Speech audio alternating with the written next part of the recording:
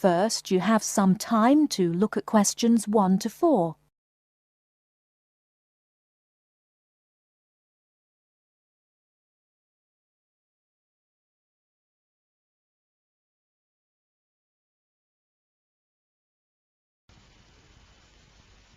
Right, everyone, my name is Kathy Smith.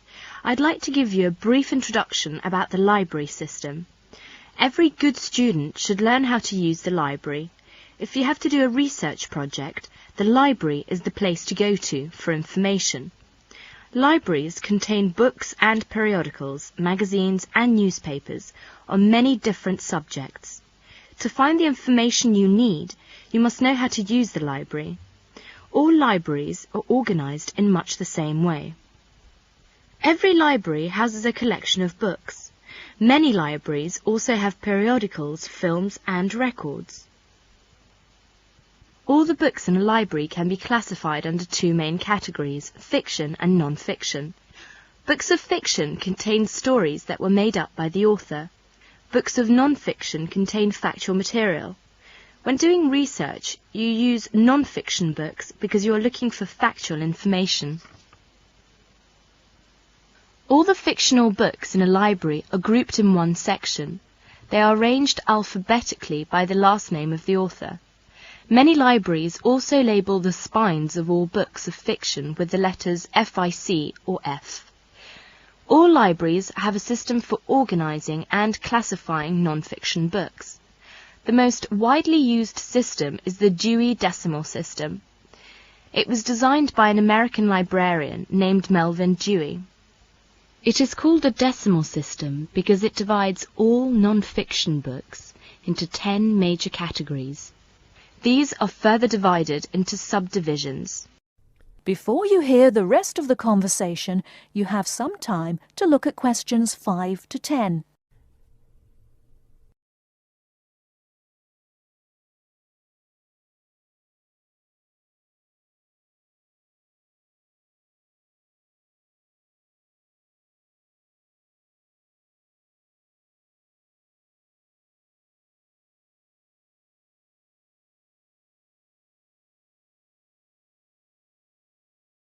Now listen and answer questions 5 to 10.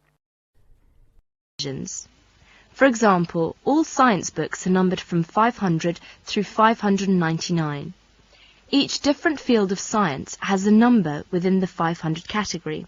For example, astronomy is 520 and chemistry is 540. The Dewey Decimal System provides a category for every type of non-fiction book. The best way to locate a book in the library is to use the card catalogue. The card catalogue is an index of all the books in the library. Information about a book is listed on cards. All the cards are filed alphabetically and stored in drawers in large cabinets. The card catalogue can help you locate a particular book, a book on a certain subject, or a book by a particular author. In the card catalogue, each book has 3 cards, an author card, a title card, and a subject card. The author card is alphabetized under the author's name. The title card is filed alphabetically according to the title of the book. The subject card is filed alphabetically under the name of the subject of the book. In many university libraries, they use their own Biblitus cataloguing system or the microfiche system. Both of them list publications under author and title, and both are very easy to use. Now let us see the reference books. We all know that reference books make up an important part of a library's non-fiction books collection. They contain facts and information about any subject you can think of. Reference books are not meant to be read from cover to cover. You should use them when you want important facts and information about a particular subject. Let's see some major types of reference books. First, dictionaries. Dictionaries are books that list and give the meanings of the words in a language. They also give the pronunciation of words in a dictionary which are listed alphabetically. Second is encyclopedias. Encyclopedias are reference books that provide factual information about people, events, places and subjects of lasting interest. Each article is written by a specialist on the topic being discussed. An encyclopedia usually consists of a number of books arranged in a set. The volumes are arranged in alphabetical order according to the topic of each article. Letters are stamped on the spine of each volume to indicate the alphabetical rang of the topics in each volume. For instance, if you wanted to find information about the moon, you would look in volume 8 of the encyclopedia pictured here. Next is atlases. An atlas is a book of maps. It may contain many different kinds of maps. The maps in an atlas are often arranged alphabetically by country or continent. Almanacs are also a type of reference books. An almanac is a book that contains recent statistics and summaries of information on a wide variety of topics. It is published annually. Information is listed alphabetically by subject. Indexes are alphabetical lists of names, titles and subjects that tell where information about each can be found in other publications. For example, the Reader's Guide to Periodical Literature can help you find magazine articles that have been published about a particular subject. It will give you the names of publications that have carried articles about the subject, the dates and volume numbers of the particular issue in which the articles appeared. You should be aware that reference books may not be taken out of the library under any circumstances. They are used only in the library. That is the end of part 1. You now have half a minute to check your answers.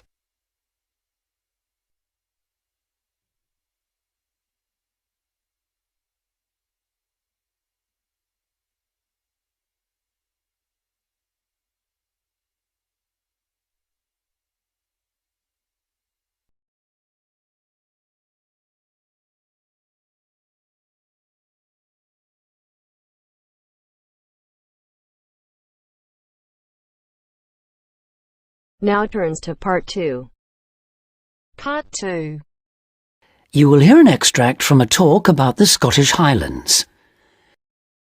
First, you have 30 seconds to look at questions 11 to 18.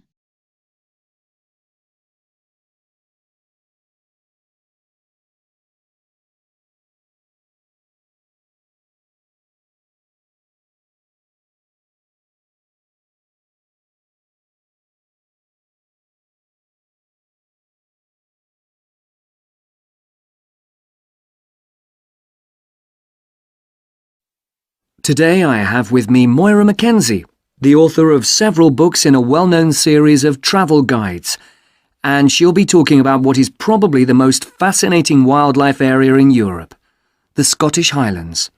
Moira. Yes, that's right. And it's a wonderful place to visit with lots to do in an area that makes up over half of Scotland. Including the 790 islands that lie scattered around the coast, it covers 39,000 square kilometres. Getting there is easy. From here in Glasgow, a good starting point is Fort William on the west coast, with regular bus and rail services linking the two. I'd recommend the train, which takes 4 hours to get there. Alternatively, you can take the Highland Line, which takes the more easterly route up to Inverness. That, in fact, is a bit quicker, taking around 3.5 hours to cover the 280 kilometres from here. There are also two main options by road. You can take either the A9 up through Stirling and Perth and then on to Inverness, or else on the west there's the A82 which runs up to Fort William and then, if you want, on to Inverness. Now, a lot of people associate the Highlands with bitterly cold weather, but in fact the region has a generally mild climate as a result of being surrounded on 3 sides by sea, particularly the warm waters of the Atlantic. At sea level in the west, for instance, the temperature ranges on average from a minimum of 1 degree centigrade in January up to 18 in July, and you can actually see palm trees growing there. Obviously, though, the temperatures will be lower inland and on higher ground. You can expect it to rain a lot too, particularly in the west, where annually as much as 2,000 millimetres regularly falls, though this helps account for the rich variety of vegetation and wildlife. When you get there, you'll find there are plenty of reasonably priced places to stay.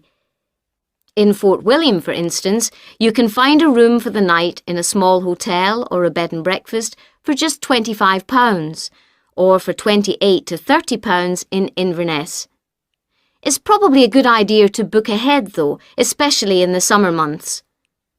With all the leisure, sports and cultural activities on offer, the towns are becoming increasingly popular with visitors. For example, accommodation in Inverness won't be at all easy to find this year around the 23rd of July, as that's when the local Highland Games will take place. So, if your aim is to see the countryside, it may be best to stay in a small village.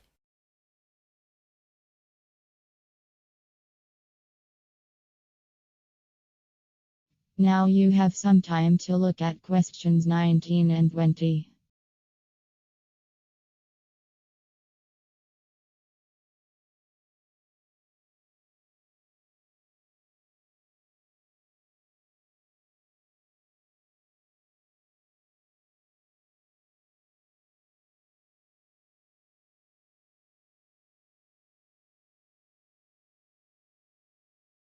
As I mentioned, there's a huge range of wildlife in the Highlands, but for those visiting the area, there are some basic ground rules that are essential if we are to protect it.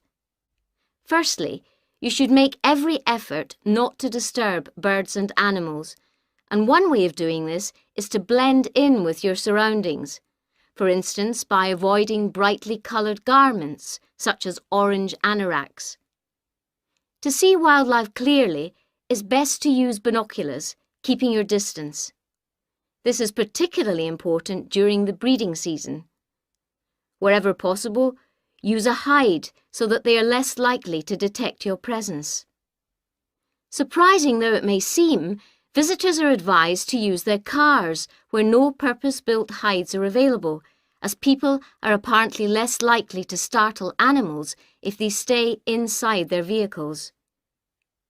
You may even find that creatures come up close to where you're parked, in which case, wait until they've gone before you move off. It should really go without saying that it's essential to be as quiet as possible, though sadly some people need reminding of this. Oh, and one other thing. Wild animals and pets don't mix, so please leave your dog at home, or at least somewhere he or she can't chase the wildlife or damage their habitat.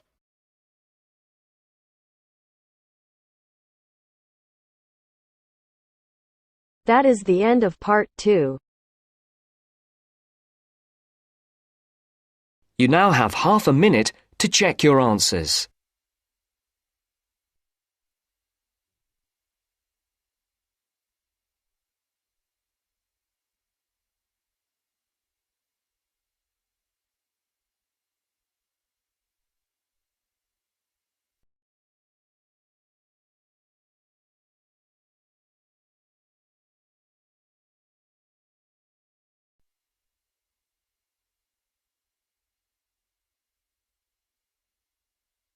Now turns to part 3. Part 3. You will hear a conversation between Caesar and a welfare officer. As you listen, answer questions 11 to 20. First, you have some time to look at questions 21 to 26.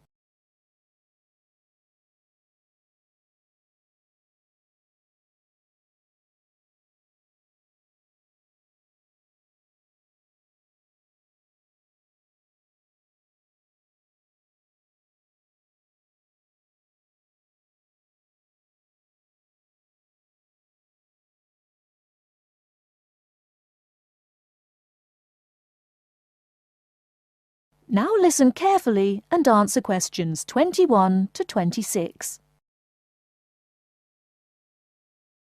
Good afternoon. My name's Cesar Bautisto. Hello, I'm Wendy, one of the welfare officers. Can I help you?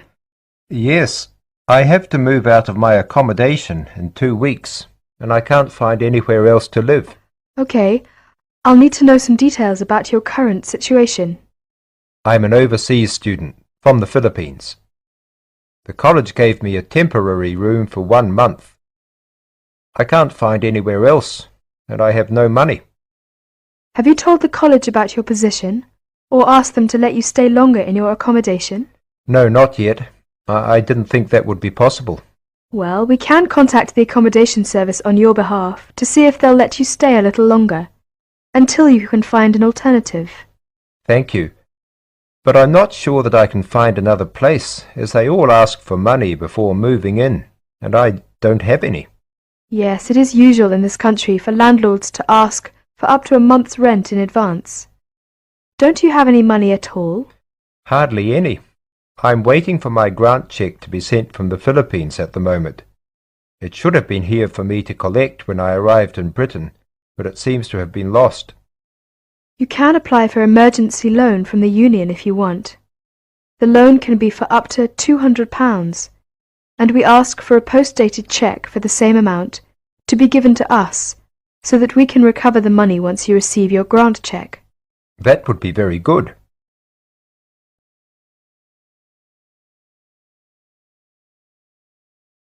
Before you hear the rest of the talk, you have some time to look at questions 27 to 30.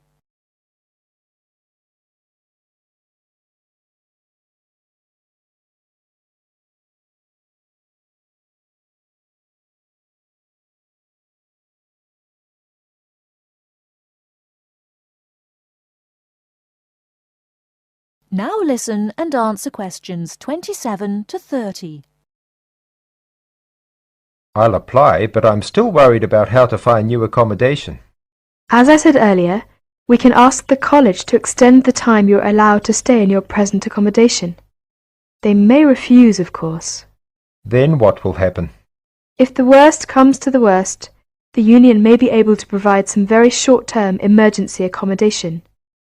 If you want me to, I'll contact 1 or 2 of the addresses on the notice board and arrange for you to visit them. But what if they ask me for the rent in advance? I only have £90 left, and I need that for food and books. It'll be all right. By the time they actually need the money, we'll have your emergency loan ready. Just fill in this application form and write me a cheque for £200, please, payable to the student union. Right, I'll do that. Thank you very much for your help. I'm feeling more optimistic now.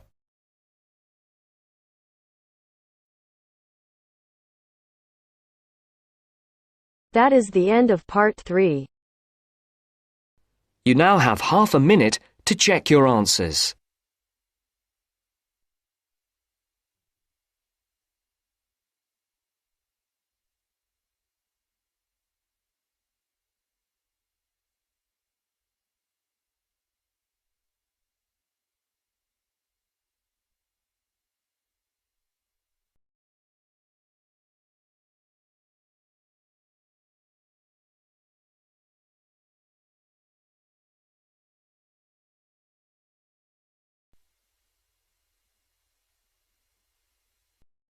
Now turns to part 4. Part 4. You will hear a lecture about the Inuit Eskimos of Alaska and Canada. First, you have some time to look at questions 31 to 40.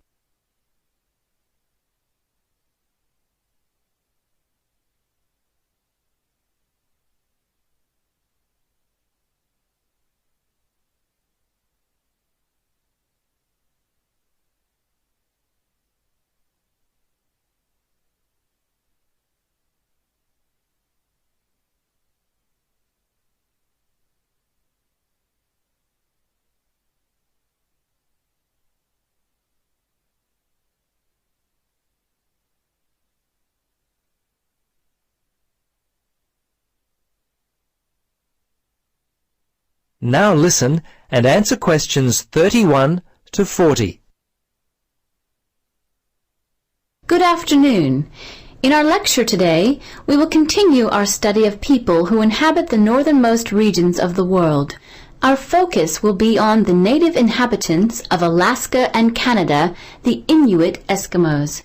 They have been called the native inhabitants, as the Inuit were the people who had most recently migrated across the gap between Alaska and Siberia. Distinctly Asian in origin, the Inuit, which is literally translated the people in their native language, developed their civilization in what is now the Bering Sea region about 1,000 years ago. Their culture spread eastward and is called the Thule culture, after the place in northern Greenland where archaeologists first discovered it. The first Europeans to meet Inuit people were Norse settlers in what is now northern Newfoundland, Canada. These settlers lived there for a short time around 1000 AD. Approximately 500 years later, beginning in the 1500s, European whalers, fishing crews, and explorers met many Inuit along the coast of Labrador. Russians and other Europeans first met Alaskan Inuit in the 1700s. 100 years later, in the mid-1800s, whalers began to hunt in the Arctic. Some Inuit were employed by whalers and traded with them during that time. Perhaps one of the most interesting aspects of the Inuit is how they were able to survive and grow in such a harsh Arctic environment. Firstly, and not surprisingly, their homes were well adapted to the freezing conditions. They lived in predominantly two types of housing that would keep them warm. In the cold summer, they would live in tents that were made from the skin of the animals they had hunted for food, and they also traveled in boats. These were called umiaks by the natives. In the winter, they would live in houses made of sod, and when on hunting trips, they would commute by dog sled and build temporary houses made from ice. These igloos, which is the Inuit word for house, were uniquely made with a sharp blade carved out of walrus tusk. They would cut large blocks of hard-packed snow, about 3 meters wide, out of the ground. The blocks would then be used to build a 6-meter dome over a wide, shallow hole. Within 1 or 2 hours, an igloo up to 10 meters in length could be built. It was weatherproof and large enough to house an entire family.